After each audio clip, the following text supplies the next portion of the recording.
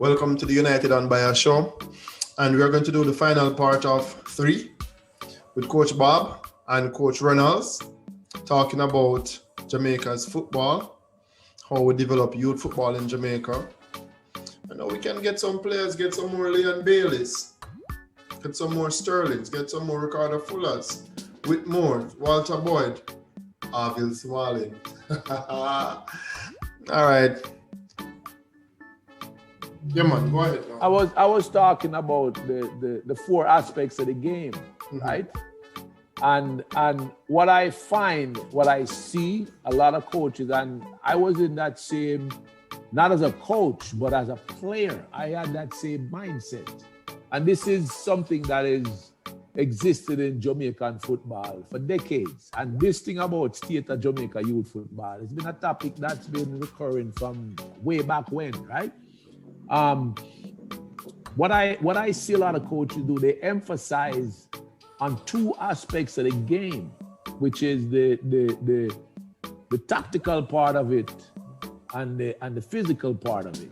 You know what I'm saying? Meaning, you know, the controlling the ball and you know what I'm saying, beating 2-3 man and you know what I'm saying, and the skill, you know, those kind of things. You salad a man, you pile a man and things like that, right? That is the mentality that I see in Jamaica football from back in the day, right? So the last time I came to Oliver Shield, and these are the 2 best schools in Jamaica. JC, I think they win the treble that year, the 2014, and CC, because... Be careful, you know, be careful. Coach Vassell at the time, where were you? Where were you at the time? I don't know if I was at Rossi's. I don't know if you watched the Rossi's and the JC Oliver Shield. I don't know. No. I saw it was Clarendon College. Because that's the year after. That's 18 or 19. No, 14. Oh, back then. Okay. 14. I thought you were Ulmas, man. That's why I was laughing. Yes, I was at Ulmas, man. 2014, right? Yes. So I of course I know T. Got Davis. You know, T. Got Davis had the record for the most goal in Jamaica. Him coach a side down a St. Anne's now. He used to coach the Mount team. Pleasant. Eh? Yes. And he used to coach a side down in a Montego Bay there. What they used to name? Mobile United. MBU. Yes, Mobile United, and he was coaching on that side down there before too. What the name? A Village. I think it was a Village at one point. No, not Village. I forget, because I came to Jamaica 78 when I was playing for the US Virgin Islands, and we went down and go play a side, you know. But anyway, so I went there because there was a young youth, a Clarendon College alumni. He was up here, and he used to be my goalkeeper coach. You understand me? And he went back to Jamaica, so he was the one who invited me to the game. So when I went to the game now, T Got is there now, and T Got used to come up here to Florida in the summertime, come run some youth camp with me and Murray, you know. So that's how come I get really link up with T Got. And T Got used to coach a side over here too, right, in Florida. So I went there, you know, Ron, it is the name of the guy, Marlon. He was a goalkeeper, and he was from the youth Jamaica goalkeeping side and whatever. So I'm at the game, and I mean, you know, the Juicy Beef place there behind the rail station there. You know, them have the party place, the headquarters. You know, them have a nice little stadium back there. Yes. And the place jam. Big JC, Big Dog, and Clarendon College, and 2 biggest. I was at the game, man. I was at the game. Good. And correct me if I'm wrong, right? And a whole heap of skill. The youth, them big, them strong, them powerful, them skill. And when I watched the game, the two things strike out at me that they were lacking. 2 things. And it's their technique was poor. And I'll give you an example why I can tell you. And the psychology of the game, as far as, you know, understanding movements without the ball, you know, field position, field awareness, you know what I'm saying? Movements off the ball. I mean, everybody just wants to play the ball. So, you know what I'm saying?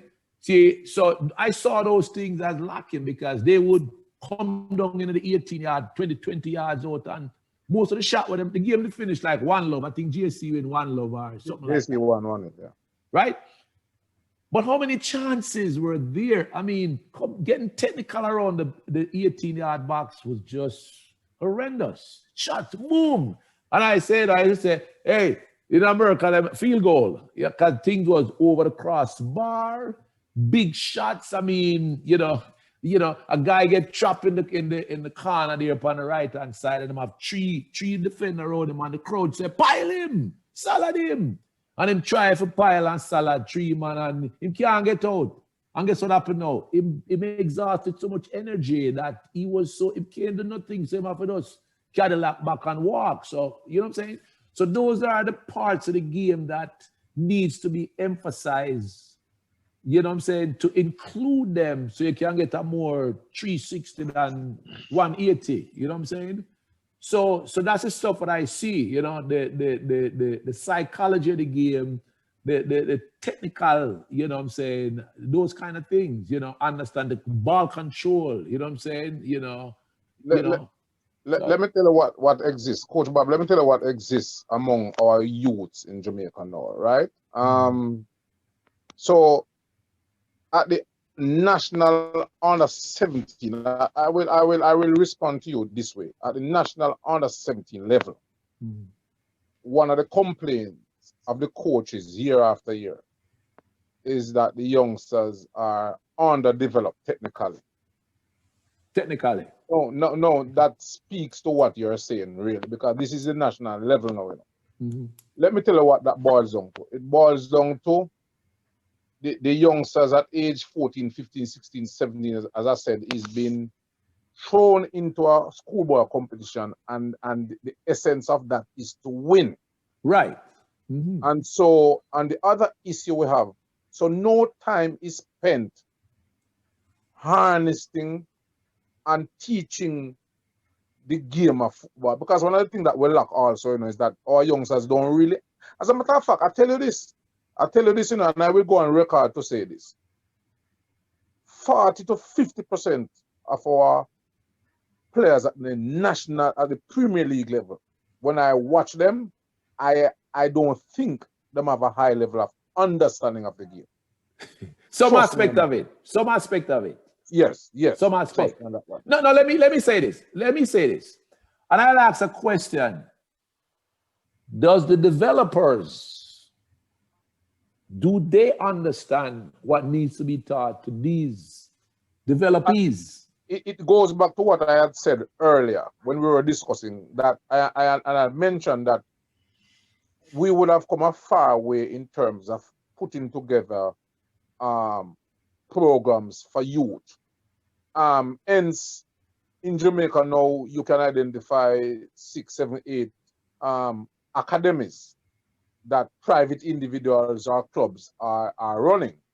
Because let's face it, Coach, the hours that the 13 and the 12 and the 14-year-old puts in at the schoolboy level to practice, that is insufficient.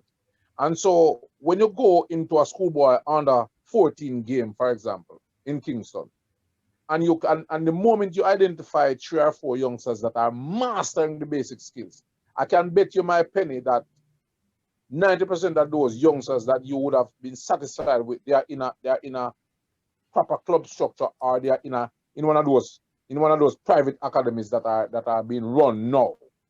And so that is what we need more of. Because the youngsters at that age, 10, 12 to 15, the amount of hours you spend with them is critical. I'll tell you something before you come in. In Brazil, one of the critical things that I notice is that the better coaches in the academies are placed at the youth level. Exactly, that's what I'm saying, the younger level. Yes, and appropriately so. I've been advocating for that here all the time. In Jamaica, not only that, well, let me put it this way. In Jamaica, there's a level of there's a sense of ego among our coaches. In other words, that's why I'm asking you. That's why I'm asking you if the coaches Good. The developers, if they understand, you know, the aspects of development to teach it to the developees. So you will find some coaches that are not willing to coach at the youth level. They don't want to coach the under 10s or the under 12s because they won't be seen as that quote unquote big coach winning a Manning Cup or that can stack up. And that is one of the issues. Okay. Let me tell you a part of my philosophy here, right? Winning is not a barometer that I use in my philosophy of development. Okay? And parents get mad with me. Mad, you know. I said, listen, I don't use winning to determine how develop a team is, because a lot of times team wins and the win covers the flaws. Even when I coach and we win a game, hey, I am taking notes. When you continue to win, you're blind to the errors, man. These are the things. No, not me. No matter how well we play them. Right. But no matter how well we play, my side them, all of them, whether it's female, male, adults, that I coach all aspect of people, right? When we win a game and play well, hey, we need to get better for the next game. What is it that, because no game is 100% perfect. So I look at the flaws, even though we win, I say, hey, this is what we need to work on, get better at. We lose our draw, right? And that's why I'm saying, coach, we in Jamaica depend too much on schoolboy competitions to develop our players. So when at the school, you know, you enter under 12 competition, you know, more often than other, the aim is to win by the administrators. When you're in at say a Harborview or a Cavaliers, and you are under 10, under 12, really the focus there fundamentally is development. And right, so because you know, coaches, let me ask two questions. Yeah, go ahead. I'm gonna ask two questions. Yes. All right. No, question number one.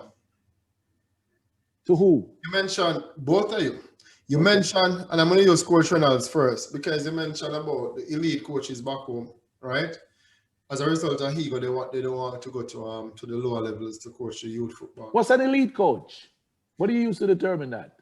Elite as it relates to the quote unquote the most qualified coach. I'm not using a standard as it relates to elite back home. It's just that the top coach is back home.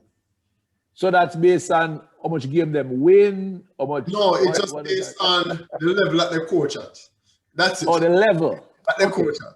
The level you mean like Major League, Premier League, Manning Cup, and all of that? Maybe the level and historically their achievements. Yes, because as coaches, yes, or as players. Well, maybe both. Why I'm asking that is this: for me, at the low level, that I think you need better coaches. All right, the youth level that you need to, because it's almost like scaffolding. You need to have something down there. You need to have a foundation down there somewhat before you can build on it. All right, it makes no sense when you reach 14, 15. That's when you get the quality coaches, and you did not get the fundamentals. Now these coaches now have been major issues coaching you because they lack certain technical skills. So I'm thinking one of the things about football back home is the fact that most of the coaches who coach at the youth level is at primary school. And the primary school coaches are generally PE teachers. With lacking the knowledge, right? Lacking the knowledge. That's what I was asking. Mark, I think I get an idea where you're going. And I must give credence to the JFF over the past 2 to 3 years. They have embarked on a holistic development of coaches program where coaches are coaching coaches to coach. Yes, yes. So the whole issue of, as a matter of fact, and I'm one of the person that is involved. So the whole issue of coaching education. So from the primary school level, you know, where the coaching education program is concerned, it involves the coaching at the very youth. Yes, I was mentioning that. Did I mention that to you, Mark? Yes, you did. You ever told you that I read that you had coaches from from all of these places, Brazil, from the Bundesliga, La Liga, they were coming down here to license the primary school coaches.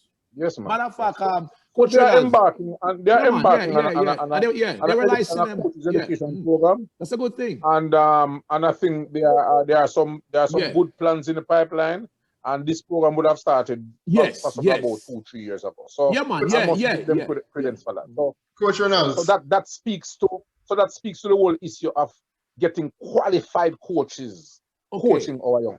No, listen to this. Coach, hold on, just a minute. Please organize something for the summer. So when I get to Jamaica, I can get myself in one of those programs. I need it, honestly. I'm gonna keep in touch when I get home, because if they have summer programs there, I want to be involved. Seriously want to be involved in those summer programs. Not a problem.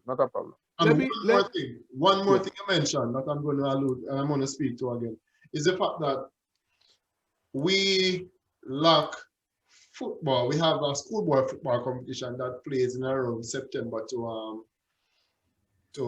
December. December. Tiger Cup is what? The late November, December. The Oliver Shield, which that capped the season.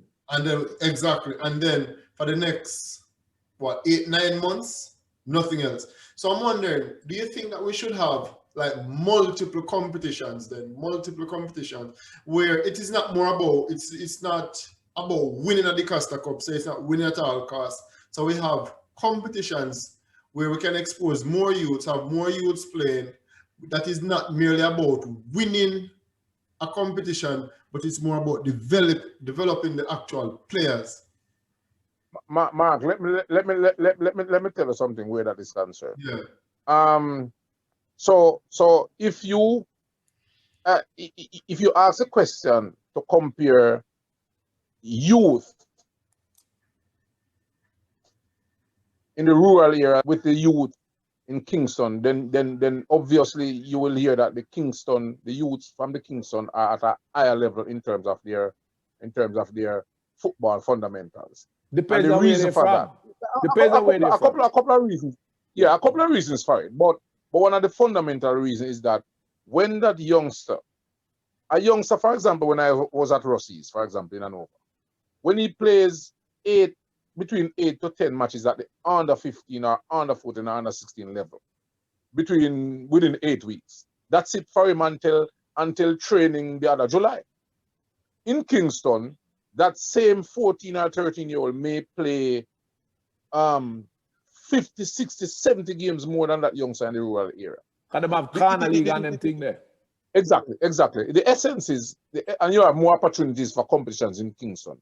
The essence is that as at the youth level, the more you practice, the more you play, that's the only way you're going to develop. And it is for that reason why I call for more academies, where the youngsters are taken into an environment where the demand is not high. It's just about practice, and spending more hours with them, and there's a level of patience, and the environment is not about winning. That's our only way out in terms of improving the level of our youngsters. And as I said before, we have made some strides where that is concerned in terms of having some private academies that are in Jamaica now. You know, Coach. I am, aside from a coach, right? I'm a retired social worker / educator, right? And I try to incorporate some of that experience in what coaching is teaching, right? And let's say it's coaching soccer, football, right? It's just like teaching mathematics or geometry or physics, right?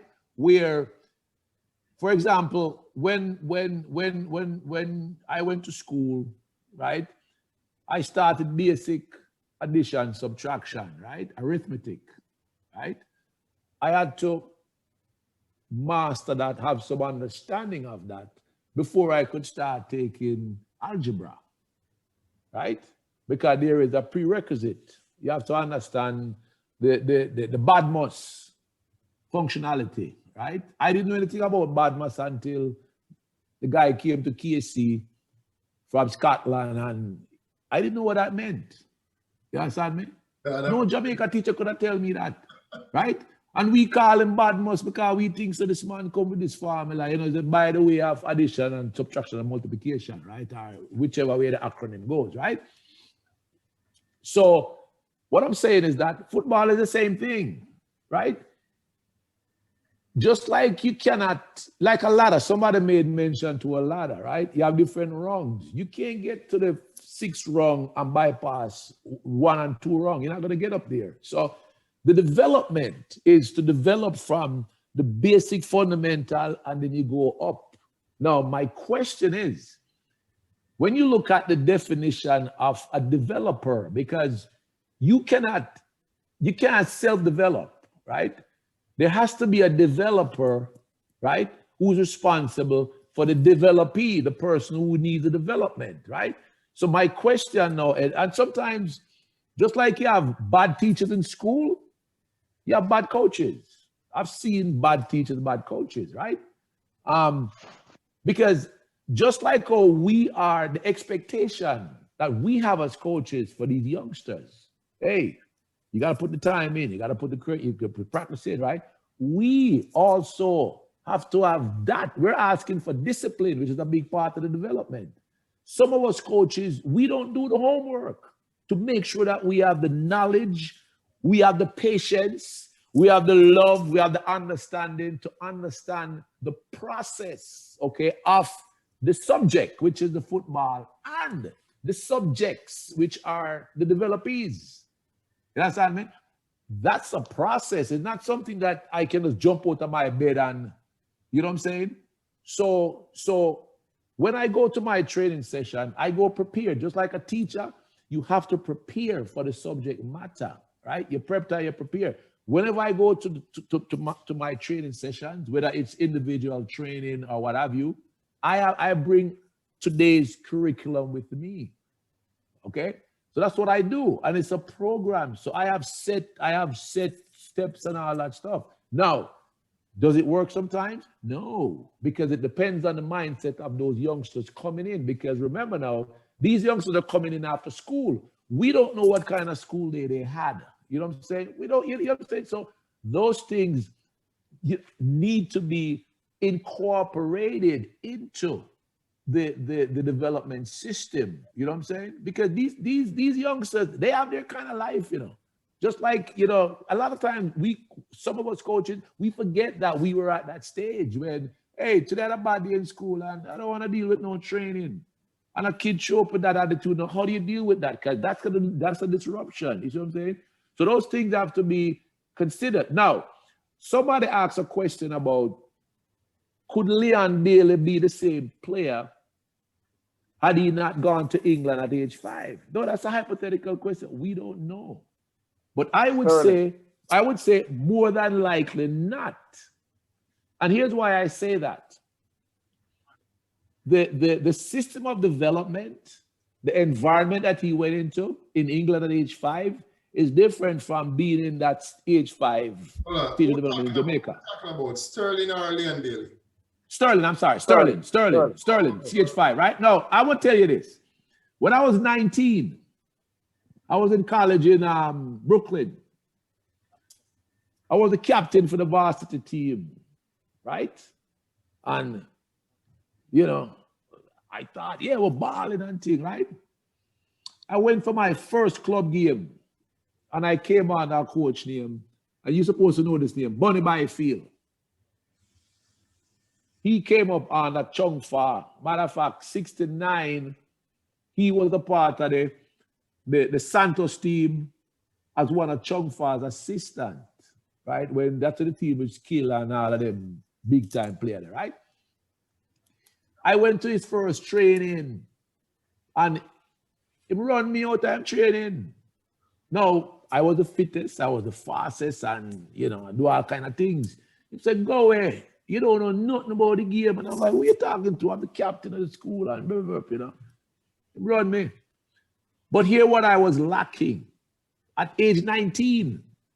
I was lacking the psychological aspect of the game. And that's the person who developed that aspect of my game.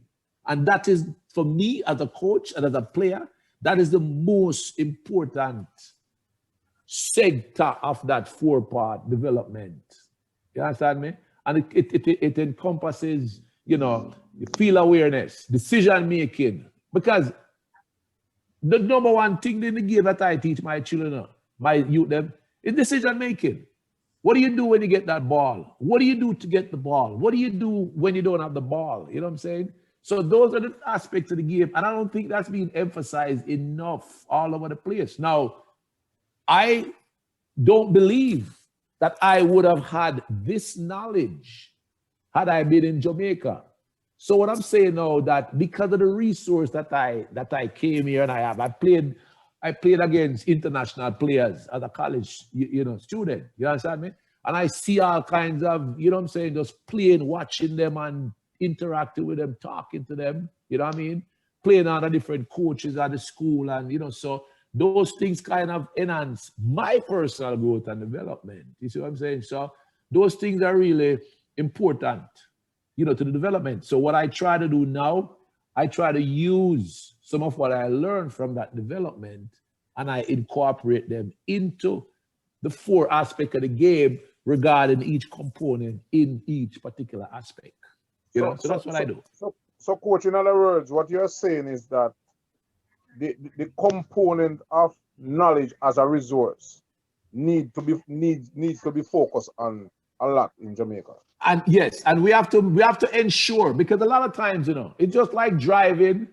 Not because you have a driver's license means say you're a good driver. You can drive fast, but in terms of your reaction and your observation, you understand me? And a whole heap of driver crash, and a whole heap of, you understand me? So not every I've seen coaches with a license. And I'm looking at them and I'm like, the license don't make you the coach. You know what I'm saying? Some coaches, because once I get my D national license in the US, I tell my instructor, I say, I don't need no more. Because the license is not gonna make me the coach. You understand me? So what I do now, I sit down and I learn and I look and I watch. Because here's what a lot of these coaches do with their license, right? And this is why a lot, and somebody mentioned this before, right? And I've seen this with a lot of coaches where they come with this boilerplate strategy, right? What they do, they download the Barcelona training thing. They would download each of these professional things and they come with it, right? And I'm like, dude, those guys, just like you said, that's their job. They're professionals. They live on the pitch 5 days a week. You can't bring this to a 9, 10, 12-year-old youth who is, no, this don't work. Because see, here's the problem with our development system, and correct me if I'm wrong. We don't get youth that are on the same level. So we have youth level 1, level 2, level 3. How do you incorporate a program and a curriculum that can facilitate the different levels and at the same time you run a program? You understand me? Because this is not individual training, So you don't have the time now. You have a 18, what is it? Hour and a half session, right? And you have 4 different levels of players. You can't segment it to each individual. You understand me? So you have to have a curriculum now. I call it a curriculum where you can deal with the development in that environment. Because you don't want one kid feel that, well, that guy may look better than me. So so you have to look at the inhibitors now that can, prevent that youth. Because some youth, them feel inferior. Maybe them see a guy can, I say that when I play. I wasn't a player where could have, pile a man and all them things. No, that was not my game. My game was a steady game. I can win the ball. I'm a center half. You understand me? I have to understand my position. You understand me? I have to understand my field awareness. So I stay within my game. So me have teammates say, come dribble him down, Bob, and come. I said, no, that's not my role. You know what I'm saying? And I never felt that I'm inferior to any player, whatever they're doing. I am just concerned about my game, my role, and what my responsibility to the team is. You understand me? So those are the factors with youngsters. I've seen it all the time. A kid come on, Johnny, and they see Johnny maybe juggling the ball 25 times straight, and he can only do it 3 times with 1 foot, and him, Johnny better than me. You know what I'm saying? So we have to look at those kind of things, when we deal with the youth development. I think to a large extent, for some time there was a little misconception where you see a little youngster at age 8, 9, 10, 11, and Salad man or in Pireman, and you say that they watch him 3, 4 years time and build. But what happens to that youngster within those 3 years? Yes. Was there a follow-up in terms of getting him to understand that there's a time and place for that now? And so you can't at an age 10 you see a youngster pie a youth or salad a youth or dribble pass to you, and you say you just take it for granted that 3 years time the youth are gonna be the youth. When nothing is done to further development, a little of what you glimpse. I'm gonna speak to that and give you an example regarding that what you just said. I was coaching a U12 side. My second oldest son is 29, and he was U12 that time, so he was about 11 years old, right? 11, 10, right? And I had a Brazilian youngster on the team. Those time we played the field. We didn't have mud field them time, Fields weren't modified. 11v11, big pitch, right? And this Brazilian youngster, okay, in all my years of watching youngsters at that age, this is the most skilled youth at that age I've ever seen, right? And the Brazilian take them games serious, Them not like lose, even at that age. You see that youth? I had him playing striker. That youngster would come down. He was a very selfish player. You know what? He made the players felt inferior because, of course, we're developing players. So some of them just did it because, mom and dad say, hey, go find something to do. You understand me? So, but this kid, him and his mom came, and they were dead serious. I mean, just serious. And the commitment were there. Yes, but this guy was skilled. What this youngster would do, literally, he would come down to the goalkeeper box, take the ball from the goalie in the 6-yard box, and then would have dribble past him teammate, the next 11 player on that side there. Nobody can touch him, dribble right through, boom, score a goal. Yeah, and all the players them on my side where not touch him, yeah, because you two are win. And I stand up, his name was Diego. Very skilled. Well, win, and them time we have mercy rule, and I say, hey, no, we don't need no more goal, right? Pass the ball around. You can't tell him that. Him just want to score, right? So when the guy that rest of play, him get the ball, them give it to him because him down with it, right?